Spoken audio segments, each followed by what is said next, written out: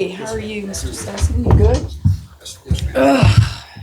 All right, we'll start here. We'll do questions in person first. If you want to raise your hand, I'll call on you, and then we'll finish off with a few on Zoom. So open it up for questions. Please identify yourself too. Robert Sesson, the Bryan College Station Eagle. Saw your pregame. You talked about working a lot on defense. Looks like that first half. What was different or good about your defense? Well, if I remember, without just putting on these readers, we held them to 24% shooting in the first, 11% in the second, which got you your lead. That was part of it. The other part of it is we only allowed them to get one shot every time. We were really getting the defensive boards. And I thought in the third quarter, and we held Barker and Koulibaly pretty much in check. And then in the third and fourth quarter, I thought we got a little bit fatigued. I thought they got a little bit more aggressive. And we still were able to kind of, when they made a little run, we just kind of composed ourselves and we came back down and scored the ball. I felt very comfortable from start to finish of this game. Coach, big night for Anissa Morrow. Just what do you like that she's doing so well right now? Being Anissa, she's done that the whole year. She's an undersized post player that can take you off the dribble. She leaps out of the gym. She can take you and shoot it from the three. She just can finish.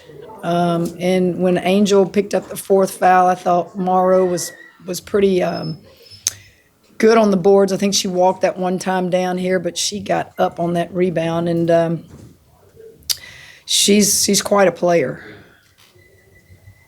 Go ahead in the back. Coach Ben Peck, NBC Waco College Station. What's it been like for you, last 3 years coming back here? I know you guys have a good, LSU crowd that always comes out for these games, but, I know a lot of them coming down from Waco, appreciative of what you did up there. What's it like for you to, I guess, this game in particular, come back and see that reception? I have to tell you, I somewhat forgot how close I was to my grandbabies, and they showed up, and I went, duh. It's like, Mom, you didn't realize we were coming to spend the night with you? And I was like, I really forgot. It's an hour away, hour and 10 minutes, whatever. So just being able to sleep with them and have them around me yesterday and today, and a lot of memories in this building. Got to visit with Coach Blair before the game, and he's living the life that I hope to live someday in retirement. And yes, after the game, I did look around and thought, oh my goodness, tons of LSU people. And yes, a lot of those are Baylor people, and I've said it many times. I still have my house in Baylor. I have a house in Baton Rouge. My grandbabies are there. My daughter's there. You don't spend 21 years of your life in a community without having lifelong friends. And it was good to see a lot of them when I was walking down the hall to come here, and I'm going to go back out on that court and see a bunch of them. Ian Curtis with the Battalion. What did you think? You mentioned the LSU crowd. We had a rowdy visiting crowd, rowdy home crowd. What did you think of the environment tonight? I thought it was great because the Aggies were quiet. We didn't give them much to get excited about, really. I mean, that's what you try to do when you go on the road. It's like, get the home crowd out of it by keeping a lead and just do what you got to do to keep them off, from getting excited. But yet, the LSU crowd, you would hear them start chanting LSU. We get that at home. If you've never seen it, you need to come see it because it's not going to last forever. I've been doing this a long time, almost 40 years, and I've never seen, go out there right now and see my kids out there on the floor. It'll take them an hour to get off that floor.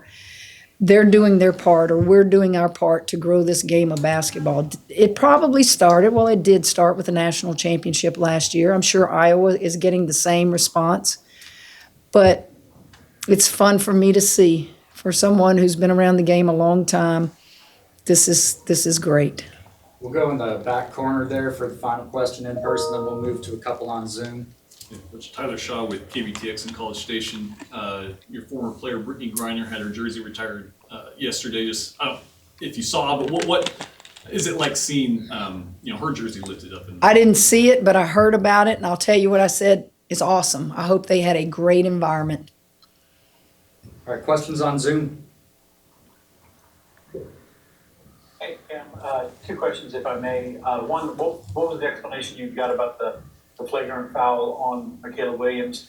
And two, Del Rosario, her presence in the paint seems to improve a little bit every game. Can she be where you hope her to be or that you need her to be by the postseason? Michaela, man, it seemed like they went to the monitor too much today, but that's just my opinion. I don't know if that's good for the game or not. I watched it happen in the men's game. I'm a coach that wants to get it right, but sometimes it's too much. The explanation was something about after the foul was called, she grabbed her and pulled her down, something like that. Aaliyah, I was talking in a staff meeting the other day, her stats are comparable to Samaya Smith's freshman year, to Nalissa Smith's freshman year at Baylor. And those are things that a freshman coming off the bench needs to hear because, it's new for a lot of freshmen. They don't get many minutes. You come in, you're an All-American, you're McDonald's, all this stuff, and they don't realize sometimes how good they are doing. There was a stretch there in front of our bench where she was just blocking shots left and right. I know she'll dwell on the 3 free throws that she missed, but she was a factor today when Angel and Morrow were subbed for.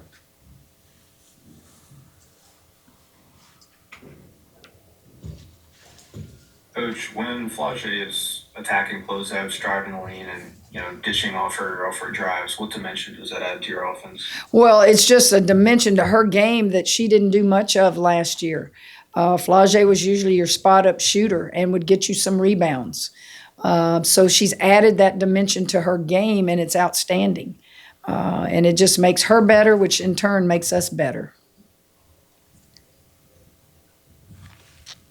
She's also just a sophomore. I think you got to remember, I'm not coaching a team out there that's just loaded with seniors and graduate transfers other than Angel and Van Lith. All the rest of them pretty much are, shoe-ins to come back. And you got Michaela as a freshman on one wing, and then you got Flau'jae on the other wing, and you're asking those kids to guard upperclassmen. And I thought Flau'jae did an outstanding job on her assignment today. Now in the second half, they got some buckets, but that kind of stuff sets the tone for us. We got time for a couple more here on Zoom. Hey, Coach. Obviously, A&M is still a real stingy defense just overall this year. Y'all had 20 assists, 6 players had 2 or more. Just how pleased were you with the ball movement and just what you learned for the 2 on offense? Well, we had 16 turnovers too. And so I thought we had 8 in each half. We're sharing the ball. We're sharing the ball. I thought when the game started, Angel should have taken a layup and she kicked it out to Michaela Williams for a 3. We'll share the ball, and I have no doubt that these kids are looking to score, but they also understand a better shot sometimes. I thought we had a turnover or 2 when there was 27 on the left in the third quarter or whenever, and Haley turned the ball over trying to lead Michaela in a fast break. And I'm trying to teach her a new position. You don't do that. Unless you see her wide open for a layup, you take the last shot right there.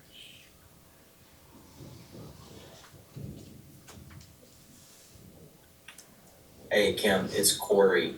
To hold a team to 4 points in a quarter, what does that take out of everyone collectively on the defensive end? And just how did you assess just how you guys were able to do that in that second quarter there?